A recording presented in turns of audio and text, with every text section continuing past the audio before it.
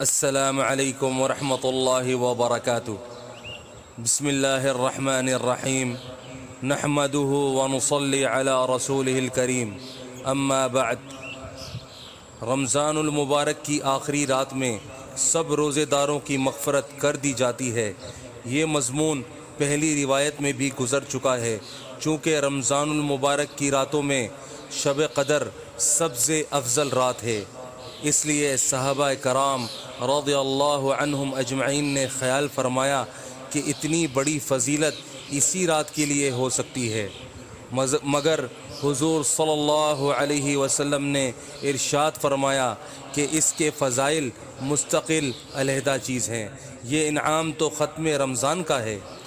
حضرت کعب بن عجرہ رضی اللہ عنہ کہتے ہیں کہ ایک مرتبہ نبی کریم صلی اللہ علیہ وسلم نے ارشاد فرمایا کہ ممبر کے قریب ہو جاؤ۔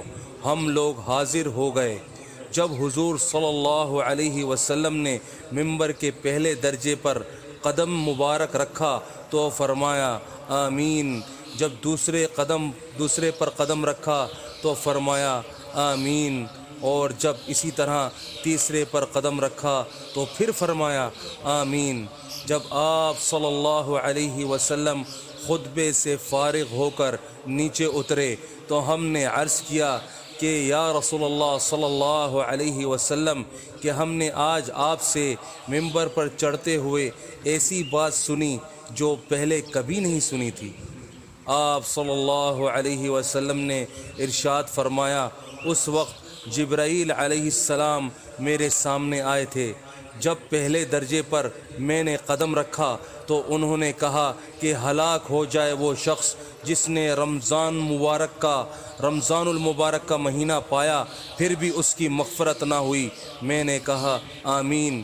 پھر جب میں دوسرے درجے پر چڑھا تو انہوں نے کہا ہلاک ہو جائے وہ شخص کہ جس کے سامنے آپ کا ذکر مبارک ہو اور وہ درود نہ بھیجے۔ میں نے کہا آمین۔ جب میں تیسرے درجے پر چڑھا تو انہوں نے کہا ہلاک ہو جائے وہ شخص کہ جس کے سامنے اس کے والدین یا ان میں سے کوئی ایک بڑھاپے کو پاوے اور وہ اس کو جنت میں داخل نہ کرائیں۔ میں نے کہا آمین۔ اس حدیث میں حضرت جبرائیل علیہ السلام نے 3 بددعائیں دی ہیں اور حضور اقدس صلی اللہ علیہ وسلم نے ان تینوں پر آمین فرمائی۔ اول تو حضرت جبرائیل علیہ السلام جیسے مقرب فرشتے کی بددعا ہی کیا کم تھی، جو حضور اقدس صلی اللہ علیہ وسلم کی آمین نے تو جتنی سخت بددعا بنا دی ہے وہ ظاہر ہے۔ اللہ ہی اپنے فضل سے ہم لوگوں کو ان تینوں چیزوں سے بچنے کی توفیق عطا فرمائے اور ان برائیوں سے محفوظ رکھے، ورنہ ہلاکت میں کیا تردد ہے۔ بس میرے بھائیوں دوستوں، اللہ پاک ہمیں رمضان المبارک کی قدر دانی کرنے کی توفیق عطا فرمائے اور ہمیں زیادہ سے زیادہ نیک اعمال کرنے کی اور زیادہ سے زیادہ گناہوں سے بچنے کی توفیق عطا فرمائے، اور جو پڑھا ہے اور جو سنا ہے دوسروں تک بھی پہنچانے کی توفیق عطا فرمائے۔ السلام علیکم ورحمۃ اللہ وبرکاتہ۔